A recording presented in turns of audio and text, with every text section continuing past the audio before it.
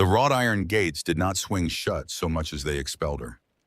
One moment, Claire Harmon stood inside the threshold of the only life she had built for herself, and the next the black iron bars were between her and it, and the metallic clang that followed rolled out across the rain-soaked Pennsylvania hillside like a verdict being read aloud to no one in particular. She stood on the wet cobblestone of the outer drive, her wool coat already soaked through to the skin beneath, and she did not move. The rain fell in cold diagonal sheets, the kind that finds every gap between collar and neck, between cuff and wrist, between the person you were this morning and the person the world has decided you are now. She was 32 years old. She had no reticule, no coin, no house key. The ring finger of her left hand felt obscenely naked, the slight indentation where her wedding band had sat for 5 years, already beginning to fill with cold water as the rain pooled against her skin. She stood there long enough to count the oil lamp lights in the upstairs windows of the house. 7. Then she turned her back on all of them and began to walk. 72 hours earlier, the world had been a different shape entirely. The house had always run on Daniel's rhythms, and Claire had learned them the way you learn a piece of music you did not write, but come to love anyway. He woke before her, always grinding coffee beans with an old hand-crank mill he refused to replace because his grandfather had owned it. He read the mercantile pages at the kitchen table while the coffee brewed over the iron stove, circling figures with a red pen, occasionally exhaling through his nose, in the particular way that meant he was either pleased or deeply skeptical. He was 58 years old and looked it in the best possible way, the kind of man whose face had acquired distinction rather than simply age with gray at the temples and deep lines at the corners of his eyes that appeared primarily when he laughed. He had built Harmon Freight from a single leased wagon and a ledger he kept in a spiral notebook to a regional freight empire that moved goods across Pennsylvania, Ohio, and Indiana, valued at just over $400,000, and he had done it without ever seeming like a man who needed to be admired for it. Claire had not grown up in rooms like this.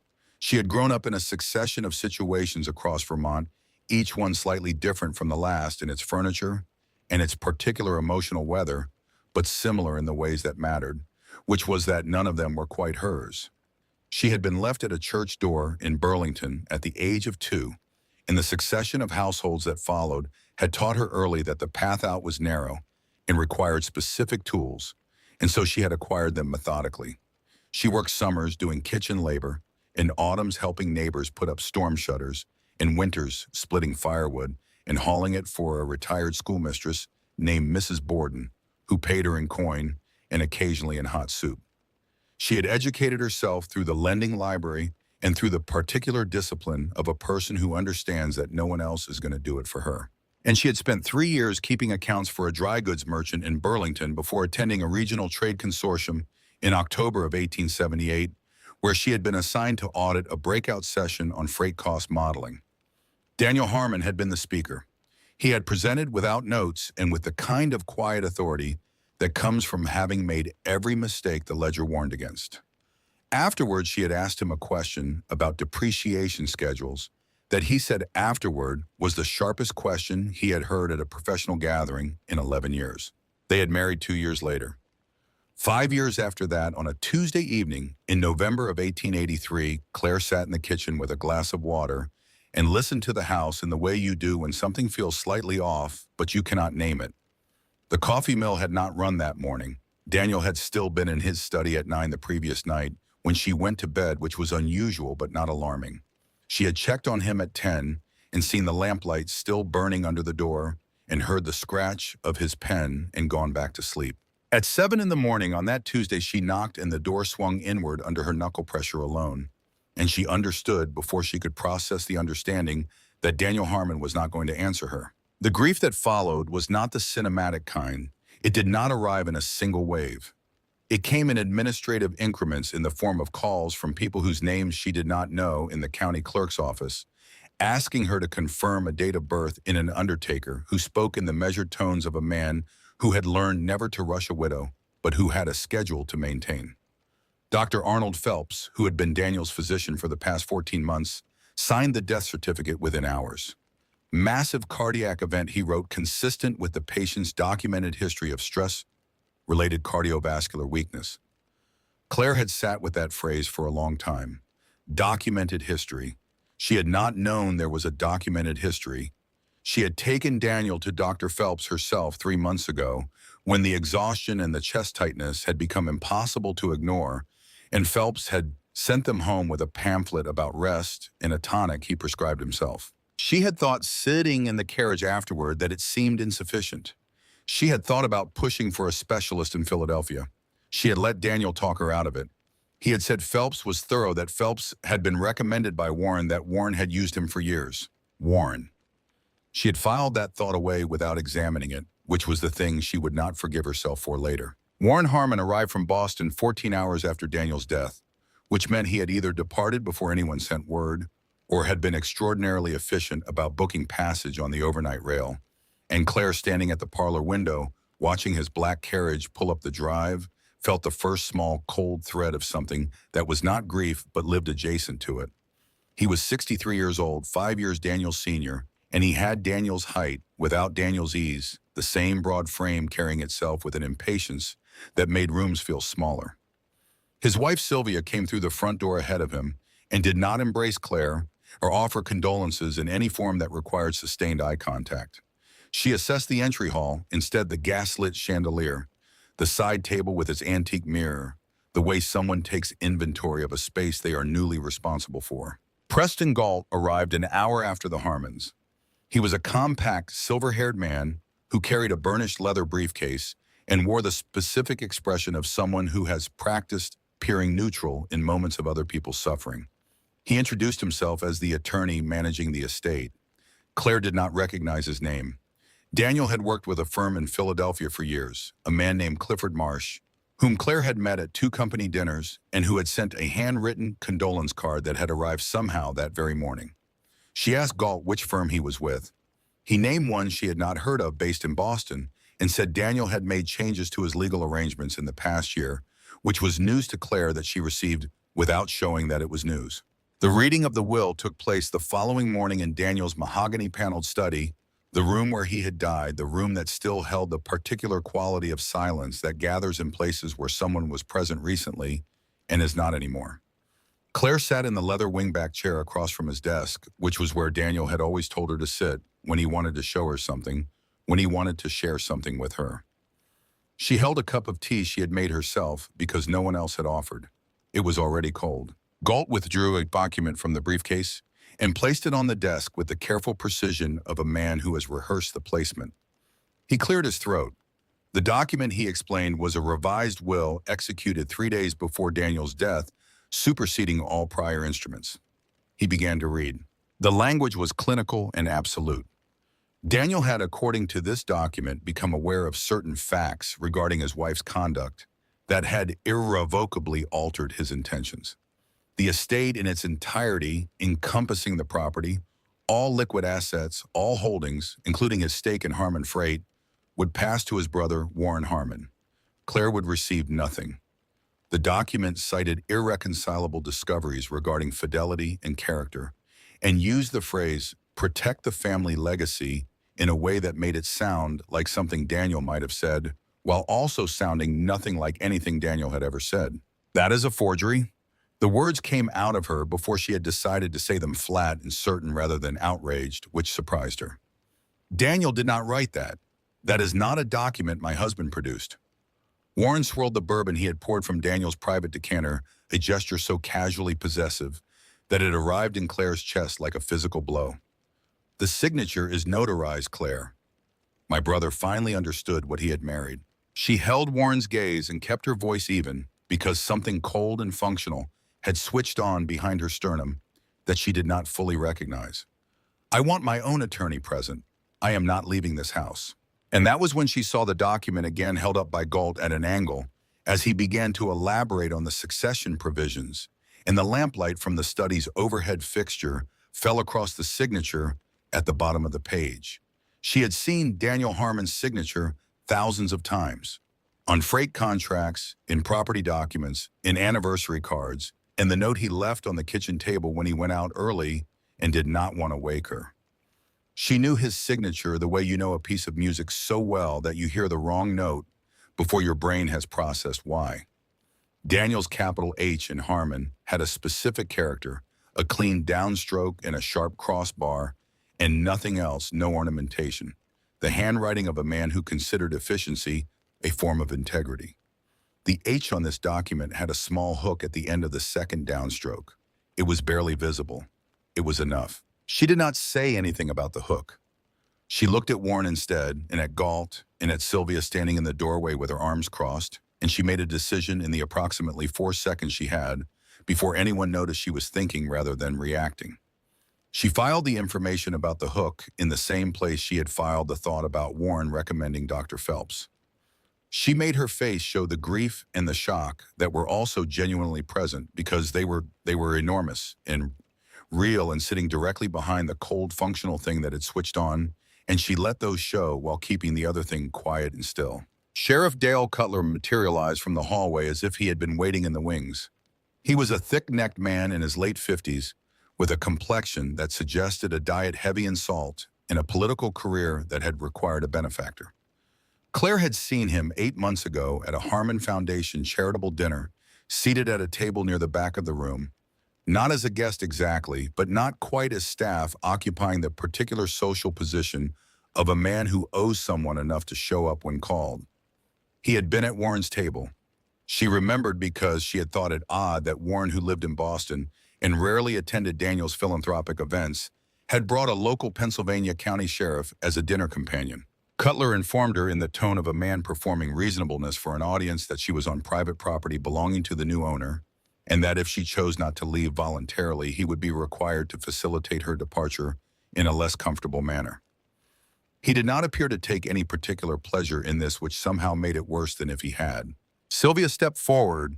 She had the posture of a woman who has spent decades at events where you are required to smile while conducting transactions, and she moved with the efficiency of someone clearing items from a surface before it can be used for something else. She took Claire's reticule from the chair beside her and upended it onto the Persian rug. A handkerchief, a small coin purse, her house key, a pencil she had been looking for 2 weeks. Sylvia's boot moved the coin purse and the key toward the cold fireplace with a single practice motion. Then she reached for Claire's left hand. The ring came off harder than Sylvia expected, requiring real force past the second knuckle, and in the moment that it slid free, the lamplight caught the interior surface of the band, and Claire saw what was engraved there. She had known her own wedding ring for 5 years, had worn it every waking hour, had turned it on her finger during long ledger sessions, and run her thumb across its outer surface while reading, and barely thought about it consciously in years. The way you stop consciously noticing the things that have simply become part of what existing feels like. She had never had occasion to look at the interior under direct light. The engraving was small, perhaps 2 millimeters in height, and she saw it for less than a second before the ring disappeared into Sylvia's closed fist. 2 letters W-O. Sylvia said something about family heirlooms. The words reached Claire from a slight distance, as if the room had acquired a new acoustic property. She was looking at the closed fist and thinking about 2 letters in a sentence Daniel had spoken 6 months ago beside the parlor fireplace on a Sunday evening when the autumn had turned cold enough to justify a fire for the first time that season. He had been watching the flames in the specific way he sometimes watched things when he was somewhere else in his mind, and she had asked him what he was thinking, and he had been quiet long enough that she thought he was not going to answer. Then he had said it. If anything ever happens to me, Claire, the answer will always be in the wood. She had laughed gently and asked if he was quoting something. He had smiled and said it was something his grandfather used to say, and then he had reached for his book, and the moment had closed over, and she had not thought of it again. She thought of it now. She thought of it with tremendous sudden precision. Cutler's hand was at her elbow, not gripping, not yet, but present in the way that made clear that the next version of this interaction would involve gripping. Claire allowed herself to be walked to the front door. She did not look back at the study. She did not look at Warren, who had moved to stand in the entry hall with the proprietary ease of a man taking possession of a territory he has been planning to occupy for some time. She did not look at Sylvia or Galt or the Persian rug, with the contents of her reticule scattered across it. She looked at the front door, which was open, and at the rain beyond it, which was coming down, with the indiscriminate hostility of late November weather that does not care what has just happened to you. The cobblestone of the outer drive was already pooling. The temperature had dropped while she had been inside the study listening to her life be redistributed. She was wearing wool trousers, a cotton blouse that was already failing to provide any warmth, and the charcoal wool coat she had put on that morning, because it was the coat she reached for on cold days, not because she had anticipated this specific cold. In the right-hand pocket of that coat, her fingers found something she had forgotten was there. A box of phosphorus matches the small kind sold at the general store, perhaps a third full. It belonged to her neighbor, old Mr. Pierce, who was 81 and lived alone in the farmhouse at the end of the access road, and who came for tea twice a week and left small objects behind with the consistency of a natural phenomenon. He had been there Thursday. The matches had been on the kitchen windowsill.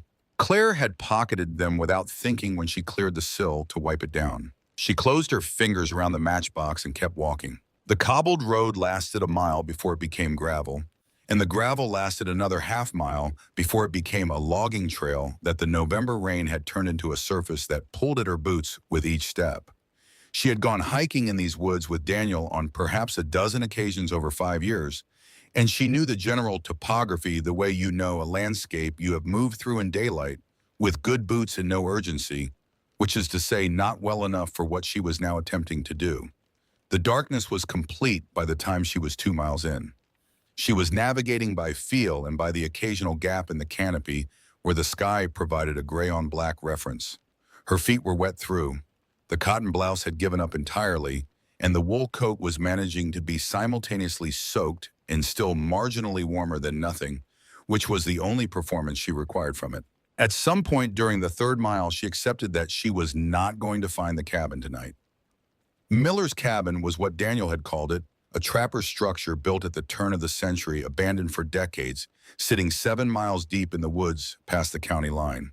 He had shown it to her twice on 2 separate hikes approaching from slightly different directions, and she was reasonably confident she could find it in daylight with a starting point she recognized. In complete darkness in November, rain confidence was not a currency that purchased much. She found a white pine with a trunk wide enough to break the wind on 3 sides and roots that had heaved the earth around their base into a shallow depression. She gathered fallen pine needles by feel armload after armload until she had enough to create a layer between herself and the frozen ground. She packed more against the windward side of the trunk. She knew from winters in Vermont, where the margin between functioning and hypothermic was a matter of practical knowledge rather than abstract concern, that the ground would drain your body heat faster than the air would, and that keeping still air around your core was the mechanism that kept you alive when the temperature dropped and you had nothing else to work with. She huddled with her knees drawn up and her arms crossed inside the coat and her chin tucked, and she thought about 2 letters on the inside of a ring she no longer had. W-O. She thought about Daniel watching the fire with the look of a man who was elsewhere. She thought about the hook on the H of Harmon in a notarized signature barely visible enough if you knew what you were looking for. She did not sleep. She was cold in a way that made sleep irrelevant as a category. She watched the darkness and felt the rain slow toward midnight and stop, and she watched the darkness some more. And when the sky behind the trees to the east developed a quality that was not yet light, but was no longer the same as complete darkness, she stood up. Her legs had stiffened. She moved through it. She had moved through stiff legs before. It took her 2 hours of careful, methodical movement to orient herself by the angle of the morning light and the topography of the ridgeline she could now see above the tree line. Daniel had approached the cabin from the northeast on the first hike and from the east on the second, and she triangulated from landmarks. She recognized a particular rock formation that looked like a stacked chimney, a dry creek bed that ran along the base of the slope called Widow's Ridge. A stand of birch trees Daniel had pointed out because he liked birch trees, because he said their bark was the most honest material in the woods, white even when everything around them was the color of dead winter. She found Miller's cabin at 8:30 in the morning. It looked worse than she remembered it, which was already not good. The roof sagged under accumulated wet pine debris. 2 windows on the south wall were missing their glass entirely, and the wind moved through the openings with a sound like something trying to get out. The door hung from one hinge and required lifting and pushing simultaneously to create a gap wide enough to enter. Inside the floor was warped boards over packed earth, and the single room smelled of decades of rot in animal habitation and cold. There was a cast iron wood stove in the northeast corner, its flue pipe disappearing into the ceiling at an angle that suggested it had been installed by someone optimistic about structural integrity. There was a metal frame cot with a mattress that had seen things. There was nothing else. She spent the first hour on structural triage. Not comfort, not warmth, not rest.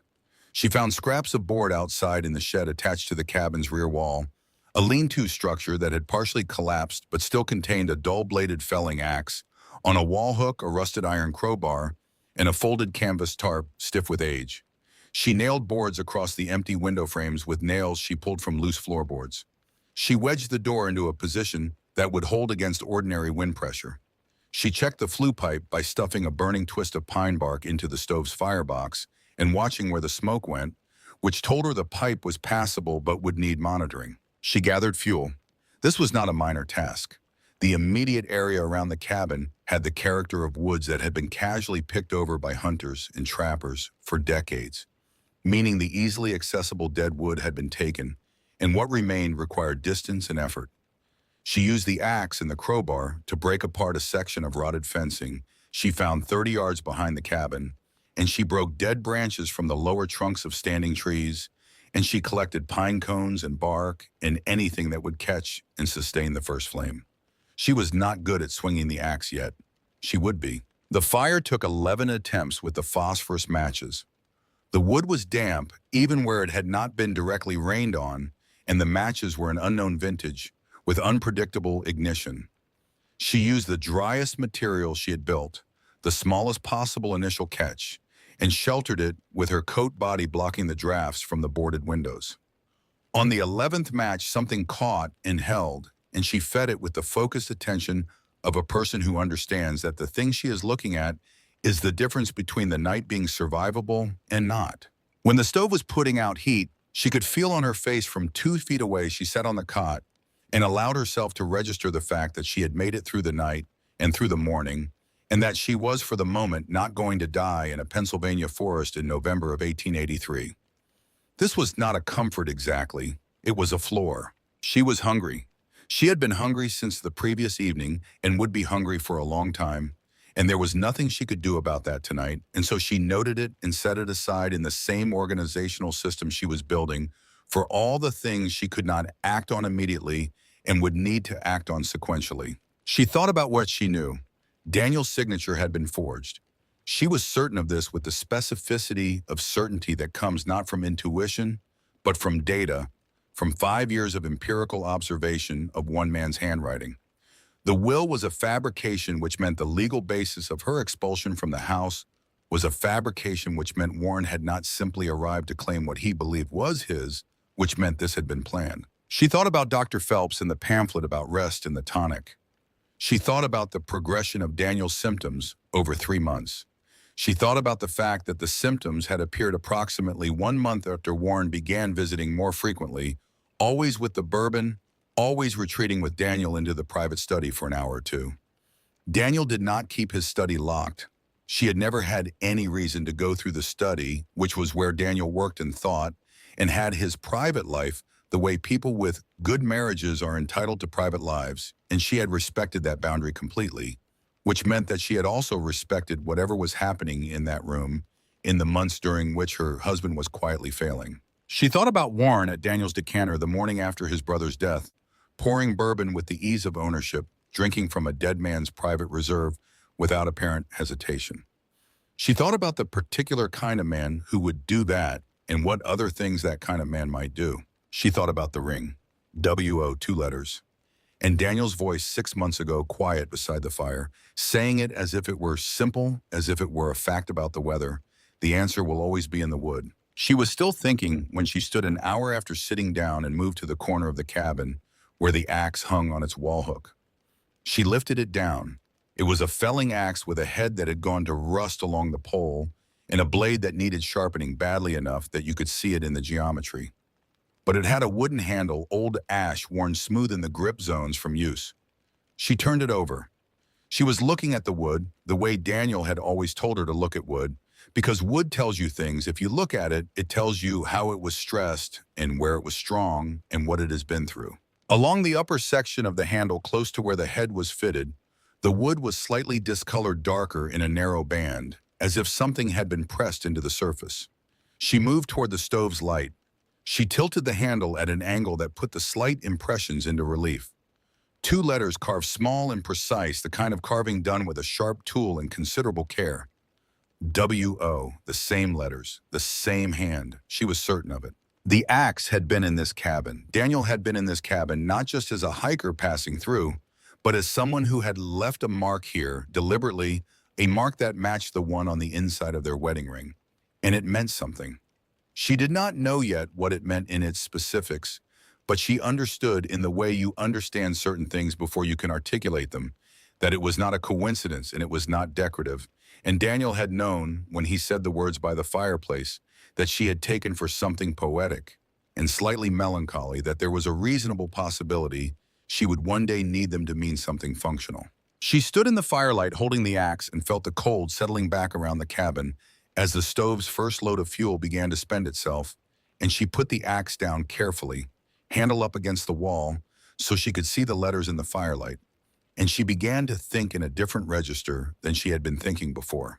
Not grief and not panic, and not the dull administrative processing of catastrophe. Something older and more structural, the same mode of thought that had gotten her through Vermont winters and through 3 years of keeping accounts for a demanding merchant, and through the particular challenge of being the youngest person in every professional room she had entered, and the only one without connections. She began to think about what she had, what she needed, and what the sequence was. She had the matches. She had the axe. She had the stove and the cabin, and the canvas tarp and the crowbar. She had the knowledge that somewhere in this valley there was a bakery run by a woman named Ruth Calloway, whom she had met twice at community gatherings, and who had on both occasions struck Claire as someone with a working conscience and a specific quiet dislike of Warren Harmon that she had never articulated, but had not needed to articulate. She had 2 letters on a ring she no longer possessed, and the same 2 letters on an axe handle in her hand, which together with a sentence Daniel had said beside a fire constituted not proof of anything, but the beginning of a direction. She had the memory of every hiking trail she and Daniel had walked in these woods, including the one that went up Widow's Ridge to the stand of ancient white oaks that Daniel had pointed to once, and said with the casual authority of a man who knew exactly what he was talking about, "That is the best wood in these hills. Burns long and slow and keeps its secrets better than anything else I know." She put another piece of wood in the stove. She watched it catch. The fire threw its light against the warped walls of the cabin, and the 2 letters on the axe handle were briefly illuminated, and then not illuminated, and then not as the flame moved. She had work to do. She would start in the morning. December arrived in Pennsylvania the way bad news arrives when you are already exhausted, not as a single blow, but as a sustained pressure that does not relent. The snow came first as a dusting across the cabin roof, almost apologetic, and then within 48 hours it came in earnest, thick and windblown, and indifferent, burying the logging trails under a surface that made every step a negotiation between intention and gravity. The temperature inside the cabin, even with the stove burning through the night, hovered between 38 and 42 degrees Fahrenheit, which was enough to keep Claire Harmon alive, and not enough to keep her comfortable, which was fine, because comfort had stopped being a category she was managing. She was managing survival. The distinction clarified everything. Her hands were the first thing to change. Within a week, they had gone from the hands of a woman who worked at a writing desk and occasionally cooked elaborate Sunday dinners to something rougher and more functional, the skin thickening along the palm, the knuckles cracking in the dry air, and bleeding in thin lines that sealed overnight and cracked again the following morning. She stopped noticing the pain around day 8, not because it diminished, but because it joined the larger inventory of physical discomforts that she had reclassified from problems to conditions. Conditions were things you operated within. Problems were things that stopped you. The axe was a problem in the first week and a condition by the second. The blade was dull enough that splitting required twice the force a sharp edge would have demanded, which meant her technique had to compensate for the tool's deficiency, which meant she learned more about the mechanics of splitting wood in 10 days than most people learn in a lifetime of occasional chopping. She found a flat quartzite rock near the dry creek bed and spent an evening grinding the blade against it in long, angled strokes, and the axe afterward was not sharp, but was sharper. And that difference was measurable in the specific way that all the differences that mattered now were measurable in firewood produced per hour in heat, sustained per night in body heat, retained per garment layer. She had established her routine by the fourth day with the precision of someone who understood that routine was a form of control when control was otherwise unavailable. She woke before light added wood to the stove from the indoor pile she kept beside the firebox, ate whatever was available from the previous day's foraging or the small food reserves she had begun accumulating, and then spent the first hours of daylight gathering fuel. The immediate area around the cabin had been picked over for decades by hunters and trappers, which meant she was ranging further each day to find usable deadfall and standing dead timber. By the second week, she was traveling up to 1.5 miles from the cabin in the mornings, dragging the stiff canvas tarp behind her as a makeshift sled, loading it with whatever would burn and hauling it back across the snow. The tarp was not designed for this. It tore along one edge by day 11, and she repaired it with a length of wire she stripped from an old fence post, and then it tore in a different place, and she repaired that too, and by the end of the third week it was more repair than original material and still functional. The walk into the edge of town happened twice a week, Tuesdays and Fridays, timed to coincide with the earliest hours of the morning before the main road traffic built up. Callaway's Bakery sat on the eastern edge of Millhaven, at the junction of the Post Road, and a secondary track that led toward the Mill District, positioned there because Ruth Callaway had operated on the logic that bakers and teamsters kept similar hours, and teamsters needed breakfast before their first run. The first time Claire pushed open the heavy wooden door of the bakery on a Tuesday morning in early December of 1883, she was 18 days out of the Harmon house. Her coat had acquired a permanent smell of wood smoke. Her hair was pulled back with a strip of canvas. Her boots were wet. Ruth Callaway was 62 years old, broad-shouldered, with the complexion of a woman who had spent decades near industrial ovens and the expression of a woman who had spent those same decades developing an efficient system for evaluating what kind of situation she was looking at. She looked at Claire for a long moment, during which the only sound was the heavy bread paddle moving dough in the back room. Claire asked directly if there was work she could do in exchange for food. Not coin, food. Ruth's gaze moved from Claire's face to her hands and back to her face. Then she said she was sorry that she could not, and the way she said it carried the specific weight of a person who has been told what the consequences of a particular decision would be and has decided that the risk is not manageable. She turned back to her work counter. Claire left. She thought about Ruth Callaway on the walk back 5 miles through snow that was calf-deep in the low sections of the trail, and she made a decision about how to approach the second attempt, which was that she would not approach it as a negotiation or a request. She would approach it as a statement of fact. The second visit was the following Friday. Claire entered the bakery as it opened before any other customers arrived, walked to the counter, and placed on the wooden surface a single brass button she had removed from her coat sleeve. It was a decorative button, meaningless except as an object with a specific small material reality. She said she wanted to buy a loaf of bread. Ruth Callaway looked at the button for a long time. She looked at Claire. She set a loaf of bread on the counter and did not pick up the button and said nothing.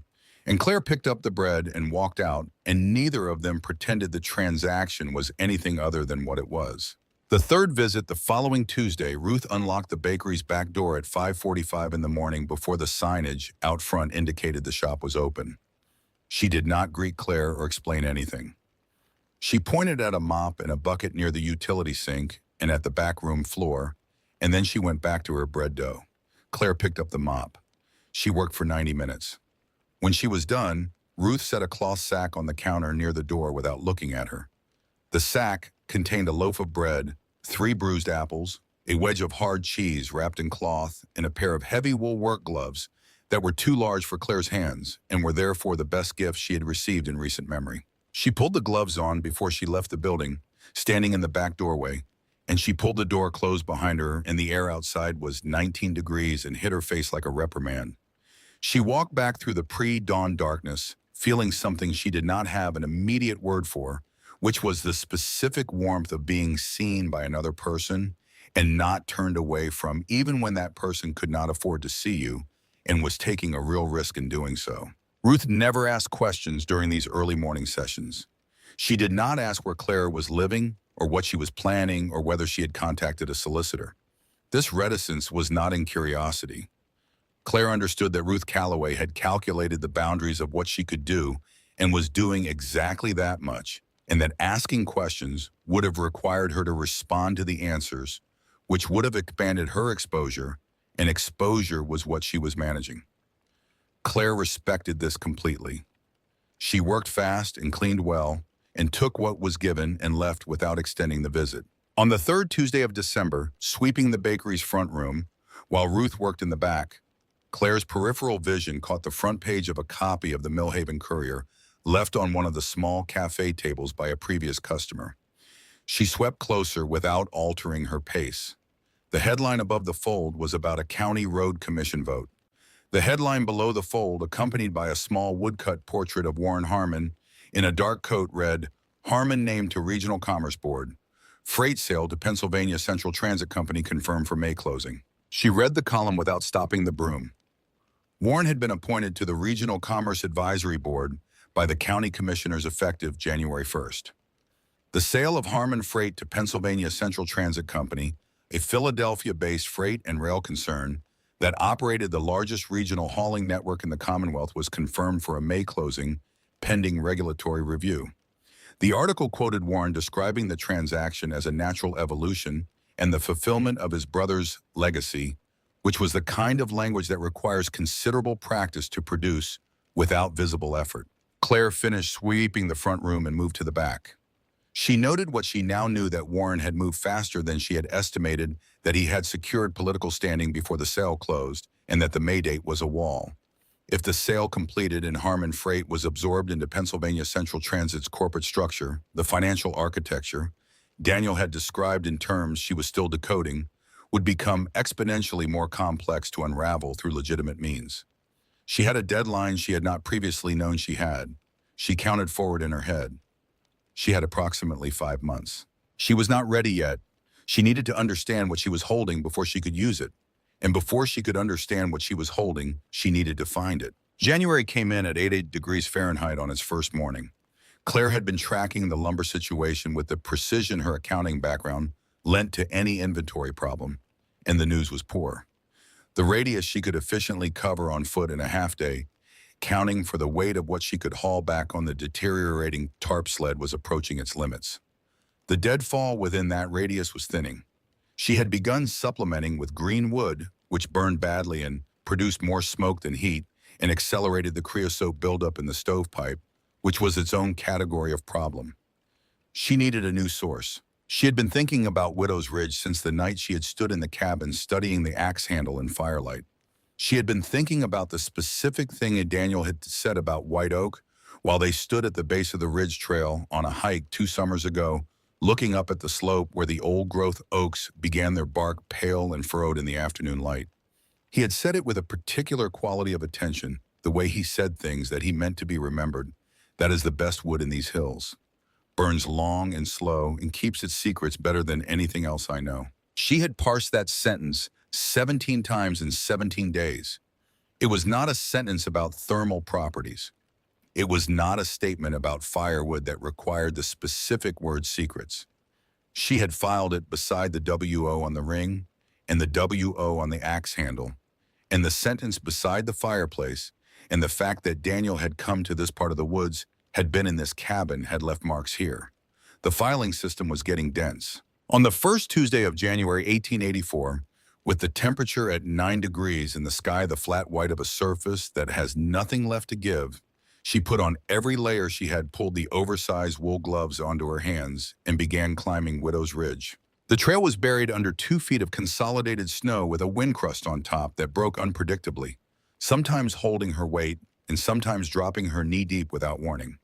She moved slowly, using a length of dead branch as a pole for stability, picking her line across the slope by reading the surface variations the way she had learned to read trail topography on hikes with Daniel when he would point out the difference between a depression that was just a depression and a depression that was concealing a rock or a root system underneath.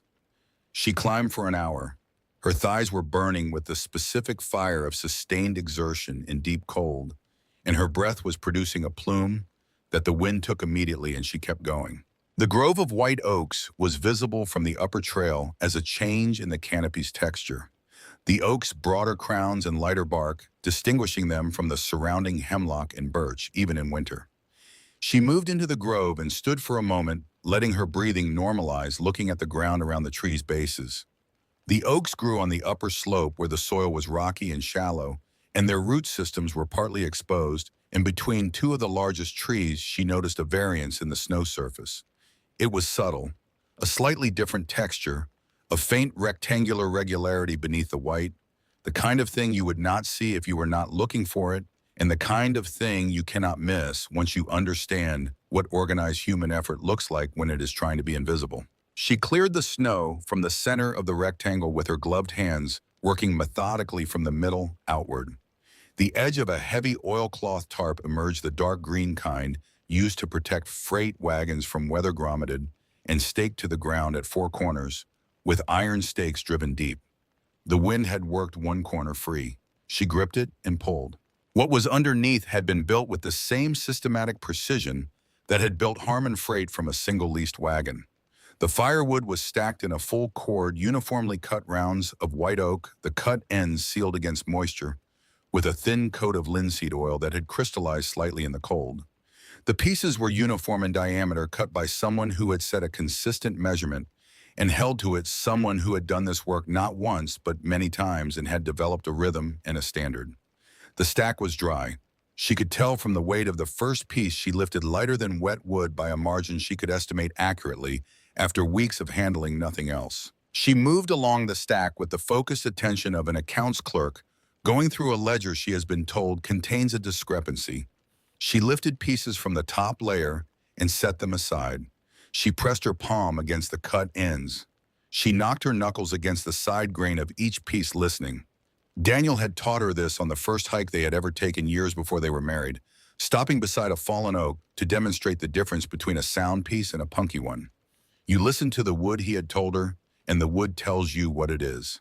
She reached the 17th piece in the third row and rapped her knuckle against it and stopped. The sound was wrong, not the clean knock of dense solid oak, but something layered, slightly muted, with a faint resonance underneath that did not belong to wood alone.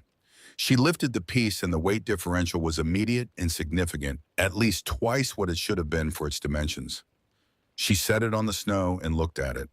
The bark was intact, aged naturally indistinguishable from any other piece in the stack at a glance.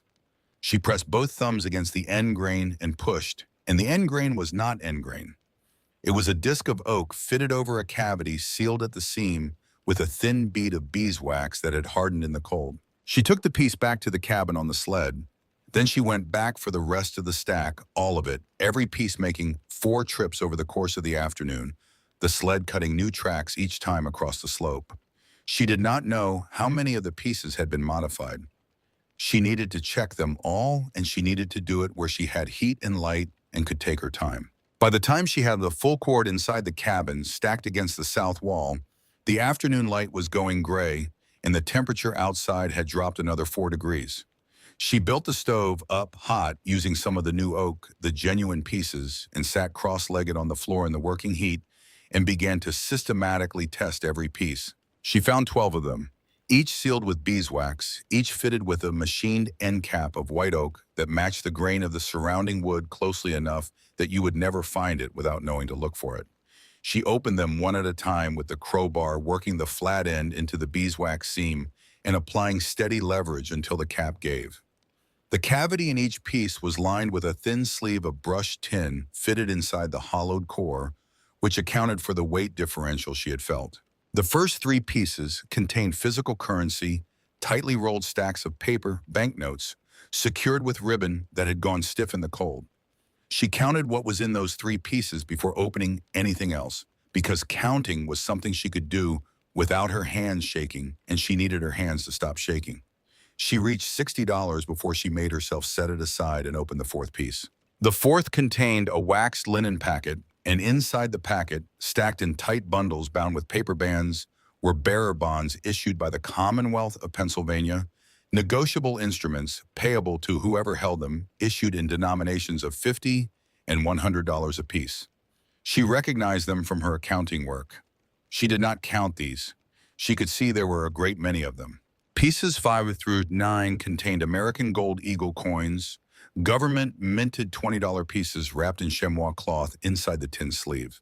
She poured a portion of them into her palm and felt the weight and the particular temperature of gold, which is colder than you expect and heavier than it looks, and produces in the person holding it a very specific and somewhat alarming clarity about the material conditions of existence. Pieces 10 and 11 contained uncut gemstones, small diamonds and rubies wrapped individually in small squares of velvet and packed in sawdust that spilled across the cabin floor when she opened them.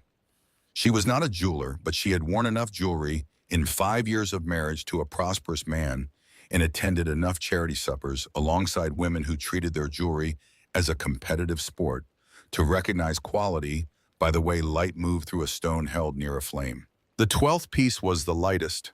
She worked the crowbar into the seam, and the cap came off more easily than the others, as if it had been designed to be open rather than merely to protect. Inside the tin sleeve was a single object wrapped in multiple layers of oilcloth, sealed with wax, the kind of careful multi-layer protection you apply when you cannot afford any margin of error. She cut the outer layer with the edge of the crowbar and unwrapped it slowly. A leather journal burgundy, the size of a small ledger book, with Daniel's initials embossed on the lower right corner of the cover. She had given him this journal 2 Christmases ago. She had not known he was using it for this. She moved to the stove close enough to feel the heat on her face and opened the cover.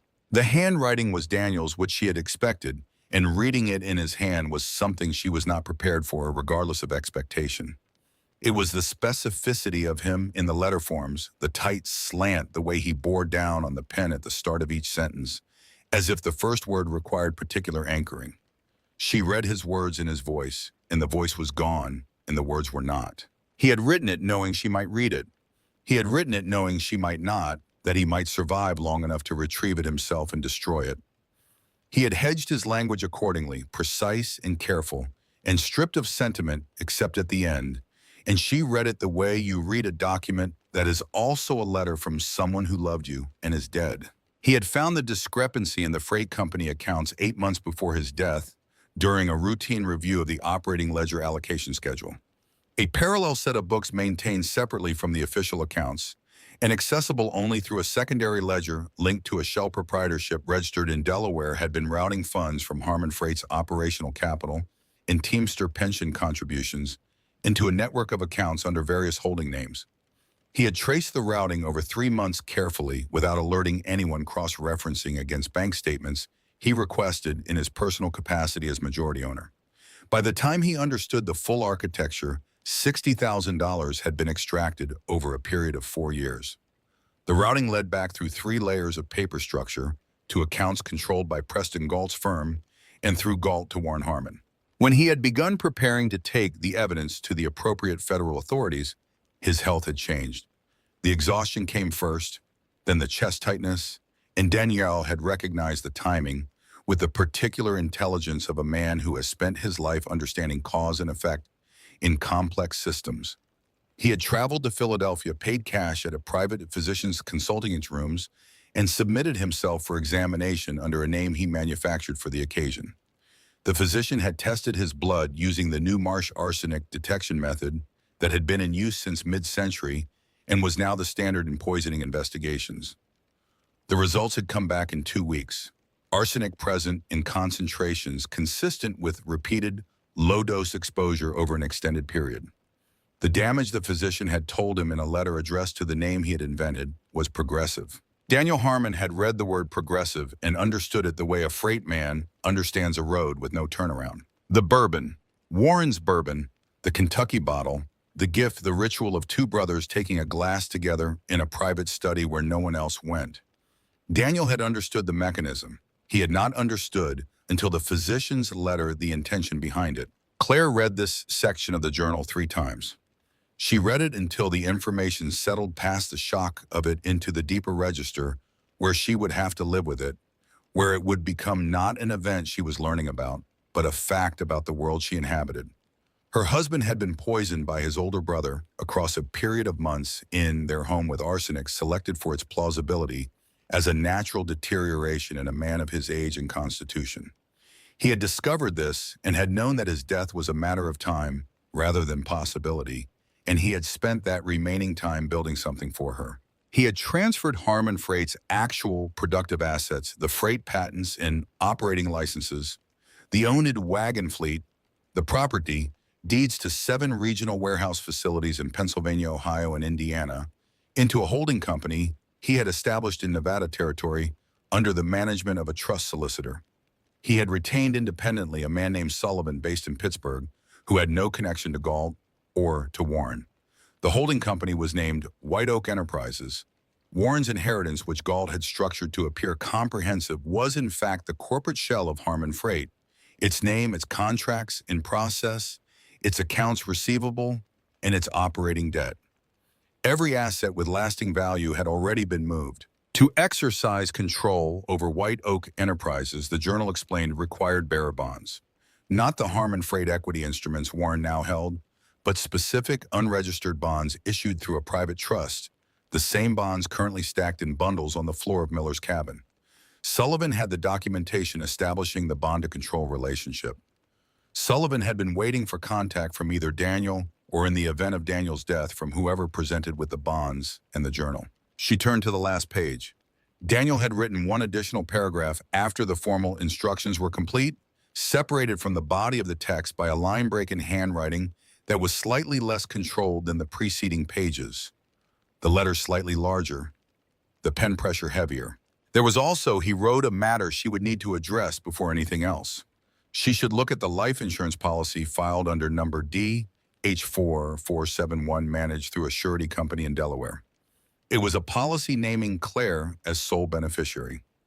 6 months before his death, someone had submitted a change of beneficiary declaration to the surety company using a notarized signature. He had discovered this during the same period he had been mapping the financial fraud. The new beneficiary was a trust controlled by Galt's firm. This was a federal offense insurance fraud executed across state lines, which placed it under the jurisdiction of the United States Post Office inspectors and Federal Circuit Court, independent of any Pennsylvania county court. The local judiciary, he had concluded, was compromised at multiple levels. Sheriff Cutler's cooperation with Warren was purchased, and 2 county judges had accepted Harmon Freight contracts for their brothers-in-law's hauling businesses. The federal channel was the only one that could not be intercepted by Warren's influence in Millhaven County. She should find a way to use the insurance fraud as the entry point. The last line of the journal read, "I am sorry I could not protect us from this. You were always the stronger one. I just had more practice hiding it." She closed the journal. She sat with it against her chest for a period of time she could not afterward account for. The fire moved in the stove, and the snow pressed against the boarded windows, and the cabin held its temperature, and she held hers, and eventually these facts reasserted themselves as the primary facts, and she set the journal down on the floor beside the stacks of bonds and the velvet-wrapped gems and the gold coins, and she exhaled once slowly from the center of her chest, the way you exhale when you have been holding something very heavy and have set it down and need to acknowledge the weight before you can figure out what to do about it. She looked at what surrounded her on the cabin floor. She was sitting in the physical evidence of a man who had loved her specifically enough to spend his last months constructing a mechanism that would work in her hands without him there to operate it. He had known her skills. He had known her particular kind of intelligence, methodical and patient, and capable of working backward from what was visible to what was true. He had designed for her, not for a generic survivor, but for the woman who had asked the sharpest question at a trade consortium in Boston, and who had grown up learning that you cannot rely on anyone to build your exit for you, but you can sometimes rely on someone who loves you to leave you tools. She wrapped the journal in fresh oilcloth she stripped from the inside of one of the tin sleeves. She put it in the inner pocket of her coat close to her body. She began the process of deciding what to take when she left and what to hide until she could return for it. The bearer bonds that would establish her control over White Oak Enterprises were non-negotiable to carry out. A sufficient quantity of gold coins and small denomination currency to fund her initial expenses. The journal. The rest, the remainder of the gold, the full bond inventory the gemstones would need to stay. She spent 2 evenings excavating a section of the cabin floor near the northeast corner below the frost line, using the crowbar and a flat stone as a trowel. She lined the cavity with the tin sleeves from the open bond and repacked everything in layers, sealing each layer with the remaining beeswax she had saved from the log end caps. She replaced the floorboards and fitted the stove back over the exact spot, distributing ash and soot across the surrounding floor to break any pattern that might read as recent disturbance. She continued the Tuesday and Friday routine through January and into February of 1884. She continued to sweep and mop and carry refuse and accept what Ruth Calloway left in the cloth sack by the back door. She had begun to use the county lending library at Delmore, 9 miles north of Millhaven, on the far side of the county line. She discovered it on a Tuesday morning in the 3rd week of January, passing the sign on the post road while making the long circuit she used to stay off the routes Sheriff Cutler's horse typically covered. The Delmore Lending Library opened at 9 on Monday mornings, and she made the trip on foot before dawn arriving when the librarian unlocked the front doors, using the reading room to access commercial directories, legal reference volumes, and back issues of the Philadelphia Inquirer for as close to 45 minutes as she could manage before a pattern of visits might become noticeable. On the second visit, cross-referencing the Harmon Freight commercial filings she could locate in the Pennsylvania Business Registry against the routing information and the parallel ledger data she had memorized from the journal, she found a discrepancy in the 1879 Teamster Fund allocation that matched Daniel's documentation to the specific dollar amount. This was not proof in itself, but it was corroboration, the kind that would matter to someone who understood commercial forensics and was already looking. On the third visit, she searched the library's copy of the Federal Register of Postal Inspectors and found the name she needed. Assigned to the Philadelphia district responsible for mail fraud and interstate commercial crime across eastern Pennsylvania, Inspector James Alderton, United States Post Office Department, with a district office address on Chestnut Street in Philadelphia. The insurance fraud policy DH4471 involved a change of beneficiary declarations sent through the United States mail between states. This made it squarely a matter for the post office inspectors, whose authority operated independently of county sheriffs and county judges. This was the door Daniel had told her to find. She had found it. She wrote Alderton's office address on the inside of her left wrist in pencil and held her wrist flat against her thigh while she replaced the Federal Register on its shelf and walked out of the library into the gray February light. The night that Cutler came to the cabin, she had been asleep for perhaps 2 hours. It was the deepest part of a Thursday night in late January, the temperature outside somewhere below zero, and the stove had burned down to coals that still held enough heat to keep the room survivable, but no longer threw light. What woke her was not a sound she could identify, but an absence, the particular silence that falls when something in the environment has changed, and the animal part of the brain registers the change before the conscious mind catches up. She was sitting upright on the cot, fully awake, listening when she saw the light. It came through the gap at the top of the boarded south window, a moving point of illumination, the specific quality of a lantern beam, rather than moonlight covering the slope above the cabin at an angle that suggested someone descending from the ridge. She had 4 minutes, perhaps less. She moved off the cot in the dark, using the floor plan she had memorized in daylight, and went directly to the northeast corner. She had the journal inside her coat, which she was sleeping in. She swept the remaining visible bond materials from the shelf she had fashioned from a board and 2 nails and put them in the gap between 2 logs she had enlarged and lined with the oilcloth behind the stove. She was back in the center of the room, sitting on the floor near the stove's residual warmth when the knock came. Cutler's voice through the door was careful and calibrated, the voice of a man performing a role he had been given, and performing it to the letter because that is what the situation required. And no more just checking welfare, ma'am. Somebody reported smoke from this direction. She opened the door the width that the single good hinge allowed without additional force, which was narrow enough to require him to look through rather than into the room. She stood in the gap. The cold outside was a physical pressure against her face. She said she was fine. Her voice was level and her face was as expressionless as she could make it. which was more expressionless than she could have managed at any point in her life before the past 2 months. Cutler held the lantern at his side pointed down.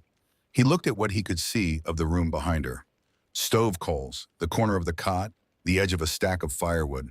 He looked at her face. She gave him nothing to work with because she understood that Cutler was operating under instruction from Warren, and that whatever he reported back would determine how much time she had before the pressure increased. He said the weather was going to get worse, that she should think about finding somewhere more suitable. His voice carried the particular register of a man who is technically offering help and is aware that the help is performative and is not certain how comfortable he is with that awareness. She thanked him and said she was fine and kept her position in the doorway until he turned and walked back up the slope. She watched the lantern light move through the trees until it was gone. She counted to 200 before she stepped back from the door. The count was not superstition. It was the time she needed to make sure he was not coming back immediately and to let the urgency in her chest metabolize enough to allow functional thinking. She did not sleep again that night. She sat beside the stove and fed it wood and thought about the sequence ahead of her with the kind of precision that a sleepless, cold night in a structurally compromised cabin produces in a person who has decided without fully articulating the decision that defeat is simply not among the available outcomes. She needed to move in daylight. She needed to move soon. Cutler now knew she was here, and Warren now knew she was here, and the advantage of invisibility she had been operating under was narrowing toward zero. The tipping point came on a Wednesday morning in early March when she made the trip to Delmore and found in the library's reading room a copy of the Philadelphia Inquirer, 4 days old. Page 6, a commercial brief the Pennsylvania Railroad Commerce Commission had approved the review process for the Pennsylvania Central Transit Company acquisition of Harmon Freight, with a final certification hearing scheduled for the 12th of May. The brief noted that the transaction, once certified, would result in complete absorption of the Harmon Freight corporate entity under Pennsylvania Central Transit's existing legal charter. Complete absorption. She understood what that meant in the specific way that people with years of commercial bookkeeping experience understand what that means. It meant the evidence trail would be buried under Pennsylvania Central Transit's existing accounts, which were vast and complex and maintained by a team of solicitors in Philadelphia whose full-time occupation was making things difficult to find. It meant the bearer bonds would need to be cross-referenced against a transactional history that would become actively obscured the moment Pennsylvania Central Transit's attorneys touched the Harmon Freight books. It meant the window she was working in, already narrow, was now measured in weeks, not months. She had 10 weeks. She walked back from Delmore on trails that were finally beginning to soften at their surfaces with the first suggestion of the thaw that March would eventually deliver. And she organized her thinking while she walked, which was something you could do when your inventory was manageable and your priorities were clear. She passed the Harmon estate on the route she had chosen not deliberately, but because the most efficient path from Delmore to the pike she needed ran along the property's eastern fence line. The spring light was thin and honest. A wagon was pulled up to the service entrance off the estate's rear gate, and 2 men were loading furniture onto it under Sylvia Harmon's direction. Dining chairs, lampstands, side tables, a stack of framed pictures wrapped in horse blankets. A small wooden crate toppled from the wagon's loading board and hit the mud and split open.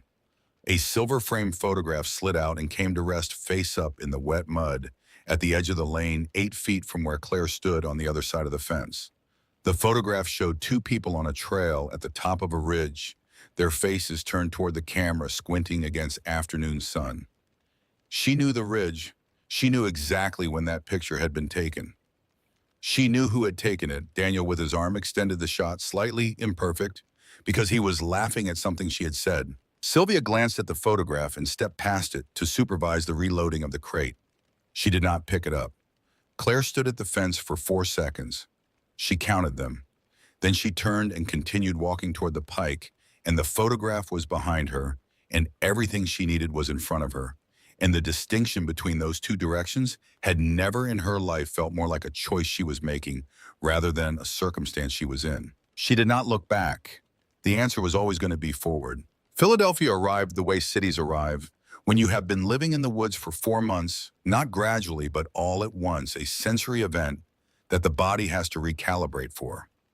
The sound alone was a different register layered in constant iron wheels on cobblestone, and the particular acoustic texture of large brick buildings pressing wind into narrow channels that came from directions it had no business coming from.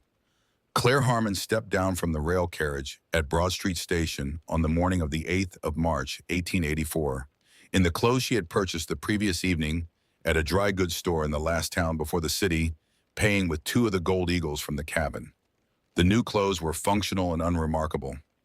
Dark serge skirt, a gray wool bodice, a practical bonnet. She had paid in coin. She looked like a woman who had somewhere to be, and the competence to get there, which was a construction she was building deliberately layer by layer.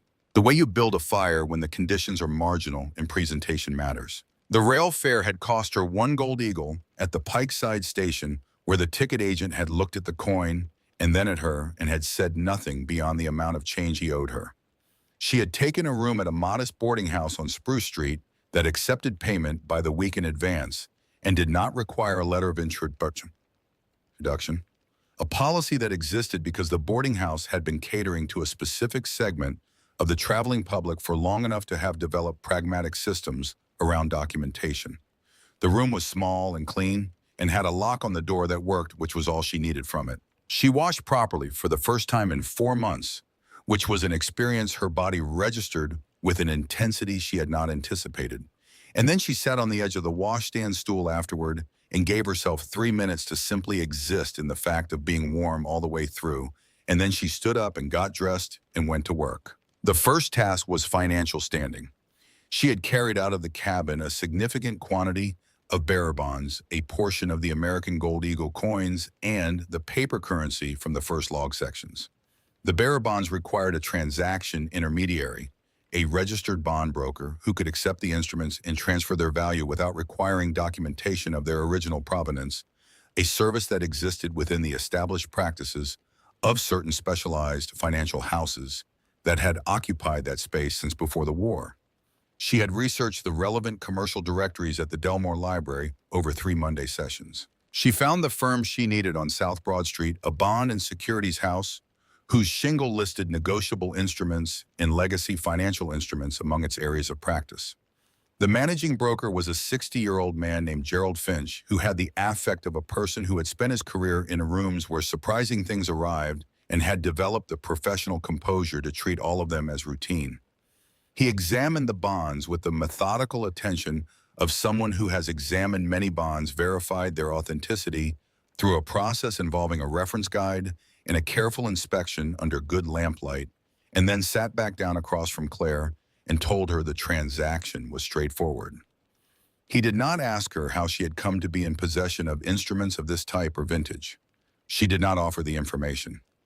He took his commission and she left with a bank draft drawn on his firm's account, which she deposited the same afternoon at a savings institution on Chestnut Street using her legal identification, which was valid and current because Sylvia had taken her wedding ring and her coin purse and her house key and had not thought to look in the small interior pocket stitched into the lining of her coat where Claire had placed her identification papers 6 weeks after arriving at the cabin, because keeping them on her person at all times had seemed like the kind of decision that cost nothing and might matter enormously. She composed a letter that evening at the small writing desk in her room.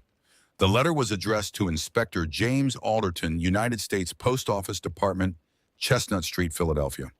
She identified herself by full name. She stated that she was the widow of Daniel Harmon of Millhaven County, Pennsylvania, and that she was in possession of evidence pertaining to mail fraud and interstate insurance fraud under policy number D, H4471, as well as evidence pertaining to systematic commercial fraud involving the diversion of funds across state lines through the United States mail. She said she was available to present this evidence at his earliest convenience and that the matter was time-sensitive. She gave the address of her boarding house. She sealed the letter and carried it to the post office herself that evening before it closed. Inspector Alderton's reply arrived the following morning by messenger, which told her something about the urgency with which the post office department treated allegations of this specific kind. The reply requested that she present herself at the district office at 10 o'clock the following morning. She slept for 6 hours, which was the most consecutive sleep she had achieved in 4 months, and woke before the bell. She had asked the landlady to ring and lay in the dark for a moment, accounting for where she was and what she was about to do, which was a practice she had developed in the cabin of beginning each day by taking accurate inventory before moving. The inventory that morning was as follows. She had the journal. She had the bearer bonds establishing her control of White Oak Enterprises. She had the documentation of the insurance policy fraud she had assembled from the commercial registry records she had accessed at the Delmore Library. She had the physician's letter to Daniel still inside the journal's back pages confirming arsenic exposure. She had a bank draft representing a fraction of the resources Daniel had built into the mechanism for her. She had a name and an office address to put it all in front of. She had 10 weeks before May 12th. This was sufficient. Inspector Alderton's district office occupied the second floor of the federal building on Chestnut Street, a set of rooms that smelled of ink and tobacco and the particular institutional seriousness of a federal agency that understood its own authority. Alderton himself was 55, lean, with the careful eyes of a man who had spent 20 years reading documents for what they concealed rather than what they declared. He received Claire in a small conference room with a clerk present to take notes, which told her the meeting was being treated as a formal intake rather than a preliminary inquiry. She presented the evidence in the order Daniel's journal had suggested, beginning with the insurance policy fraud, because it was the federal hook, the element that gave Alderton's office clear and uncontested jurisdiction that no Pennsylvania county court could challenge or intercept. She placed the journal on the table and opened it to the relevant passages. She placed the parallel ledger documentation beside it. She placed the physician's arsenic letter beside that. She did not elaborate or explain beyond what the documents required. The materials were self-describing to someone who understood commercial crime, and she was confident Alderton understood commercial crime. He read in silence for 11 minutes. Then he looked up from the documents and said something she was not prepared for, which was not the expression of surprise she had anticipated, but rather the expression of a man looking at the final piece of something he has been assembling for some time. He placed a folder on the table and opened it, and what was inside was a case file with a federal docket number and a date of origin that was 16 months old. The Post Office Department had opened an investigation into suspicious interstate financial transactions involving Pennsylvania freight companies 18 months prior, and Harmon Freight had appeared as a flagged entity in the correspondence mapping 14 months ago. The investigation had stalled at the evidence threshold. They had indicators in the mail records. They did not have the underlying commercial documentation that would sustain a prosecution in federal circuit court. They did not have a witness who could authenticate a chain of custody for the original books. She looked at the open folder for a long moment. At 16 months of parallel effort, she had not known existed at the gap between what Alderton's office had assembled and what she was carrying, and understood with the specific clarity that comes from accounting for everything correctly that Daniel's mechanism had not been designed to operate in isolation. He had built it to complete a structure that was already partially built, because Daniel Harmon had spent his last months doing what he had always done, which was identifying the most efficient path between what existed and what needed to happen. She had not known about the parallel investigation. She had been carrying the completing evidence without knowing there was a structure waiting to receive it. The weight of that settled into her chest alongside everything else it had to share space with. Alderton explained what the journal's commercial documentation provided, that his office had been unable to develop independently the specific routing sequence through the Delaware Shell proprietorship into the Nevada accounts, corroborated by Daniel's own hand-recorded entries showing the fund withdrawals at their source in the Harmon Freight operating ledger.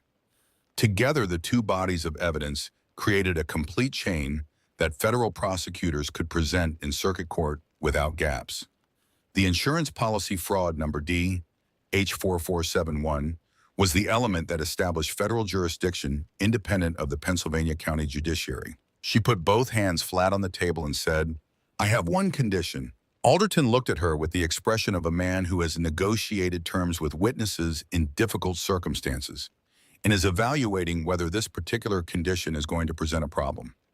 She told him what she wanted, not immunity, not compensation, not protection, not any of the things that witnesses in her position typically sought.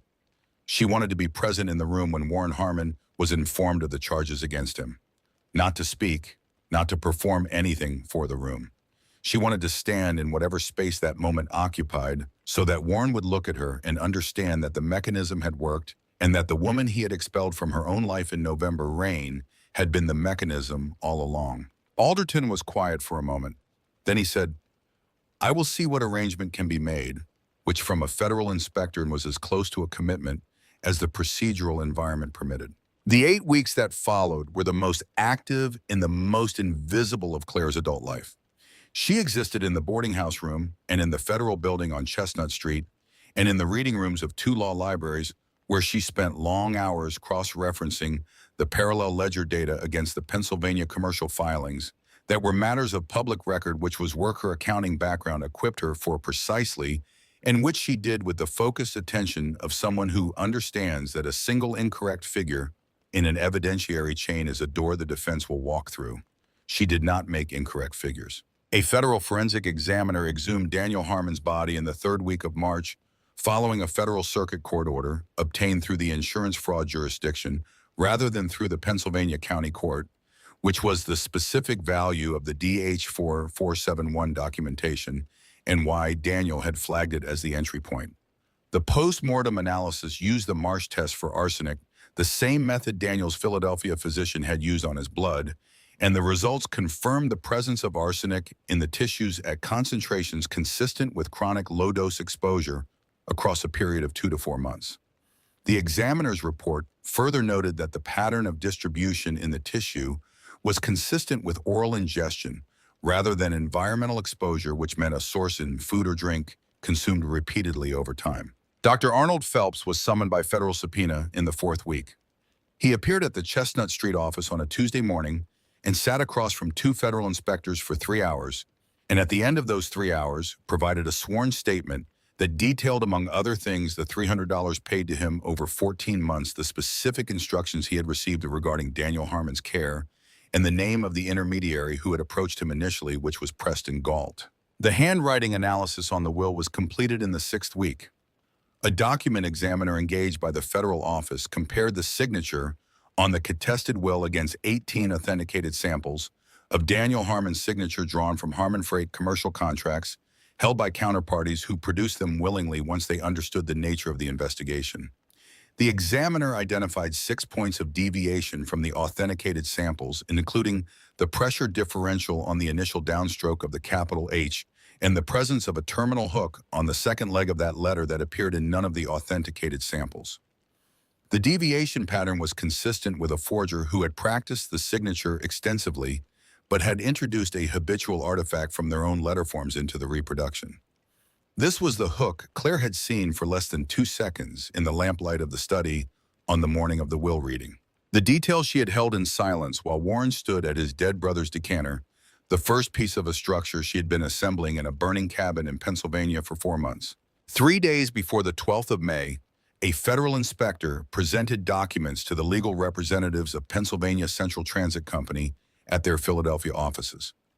The documents established that Harmon Freight, the entity Pennsylvania Central Transit was scheduled to acquire, did not own the assets it had been represented as owning. The freight operating licenses, the owned wagon fleet, the property deeds to the warehouse facilities in Pennsylvania, Ohio, and Indiana had all been transferred 18 months prior to White Oak Enterprises, a holding company established in Nevada Territory, currently controlled by bearer bonds, in the possession of Claire Harmon.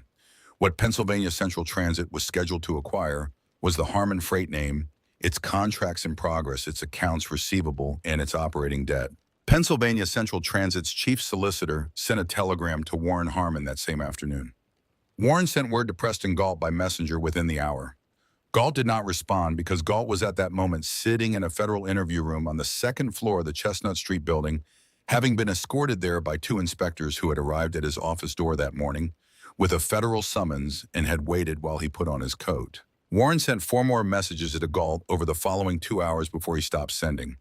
Then he engaged his own Boston solicitor, a man named Hartwell, who had represented him in civil matters for 15 years, and who, when Warren had finished explaining the situation by telegram, sent a reply that Warren would later characterize to anyone who would listen as profoundly unhelpful. The 12th of May arrived with the kind of spring morning that Pennsylvania produces when it decides to be beautiful, clear sky temperature, In the low 60s, the dogwood along the Harmon Estates carriage drive in full bloom. The catering staff had arrived at 7. The first guests began arriving in their carriages at 9. By 10:30, the estate's circular drive was occupied by conveyances that collectively represented the economic and political leadership of the county, and several adjacent counties in the interior of the ballroom had been arranged with the precise calibration of a man who understood that the setting for a triumphant moment should do a specific kind of work on the people present in it. Warren Harmon stood at the lectern in a suit that had been cut for this occasion, the suit of a man who has been planning his arrival at a particular moment for long enough that the suit is already part of the image. Sylvia stood beside him, her jewelry catching the gaslight in the way that expensive jewelry is specifically engineered to catch light, including on her left hand, a simple gold band that had once belonged to someone else. Preston Gault had been expected at 9 and had not appeared, a fact that Warren had registered and set aside because there were guests to manage and the announcement could not wait. The ceremony began. Warren raised a crystal flute. He spoke about legacy and stewardship and the elevation of his late brother's vision to serve the Commonwealth, constructing the architecture of a narrative he had been building for months. And the assembled guests listened with the attentive deference that rooms extend to the person standing at the lectern in circumstances like these. The ballroom's main doors opened. They were heavy doors, mahogany, and they opened quietly on well-maintained brass hinges, which meant the room did not hear them open. It heard the change in the quality of the space, the subtle shift that occurs when a large enclosed room acquires an additional opening, and it heard the particular rhythm of boot heels on marble, steady and unhurried covering ground without announcing itself. Claire Harmon walked into the room wearing a charcoal serge suit she had purchased on Chestnut Street, her hair pinned back, her hands at her sides. She looked like someone who had been in this room many times before and had a specific reason to be in it now, which was true on both counts. She looked like the person in the room who knew exactly how this morning was going to end, which was also true. Warren's face processed her arrival in stages that were visible to anyone watching his expression, which was everyone in the room. First the recognition, then the rapid recalculation behind his eyes as every assumption his planning had rested on was suddenly of uncertain standing. Then something that was not quite fear, but was what fear looks like in a man who has spent a lifetime ensuring that fear is not among the things he permits himself to display in company. Sylvia Harmon's champagne flute fell from her hand. It struck the marble floor, and the sound it made was the only sound in the room for a full 2 seconds. Warren's voice found its register, the voice he used when he needed a room to understand who was in charge of it. "Cutler, she is trespassing on private property. Remove her at once." Sheriff Dale Cutler is standing near the room's eastern wall in his good coat, because this was the kind of event the county's primary benefactor expected his presence at moved 2 steps forward before Inspector Alderton stepped into his path. Alderton produced his federal credentials with the economy of motion of a man who has done this many times and finds no theater in it. His voice was even and final. "Sheriff Cutler, you will stand where you are. If you interfere with a federal officer in the execution of his duty, you will be placed under arrest alongside the others." Cutler stopped. Claire walked to the lectern. She did not move Warren away from it. She simply stood beside it, close enough that he had to either hold his ground or step back. And he held his ground because stepping back was not something he did, which meant he was standing close enough to her to hear everything she said without her needing to raise her voice above the level of a conversation between 2 people who know each other well enough to dispense with performance. She opened the satchel she was carrying and placed a bound document on the lectern surface. She told the room clearly and without theatrical inflection what it contained. She described the parallel ledger documentation and named the amount $60,000 extracted from the Teamster pension contributions and operating capital of Harmon Freight over 4 years. She described the post-mortem findings and what they established about the cause and duration of Daniel Harmon's death. She described the handwriting analysis and its conclusions regarding the will. She named the insurance policy and the nature of its fraudulent modification. She said all of it in the tone of someone presenting findings from an audit, because that was the cognitive register she was occupying, and it was the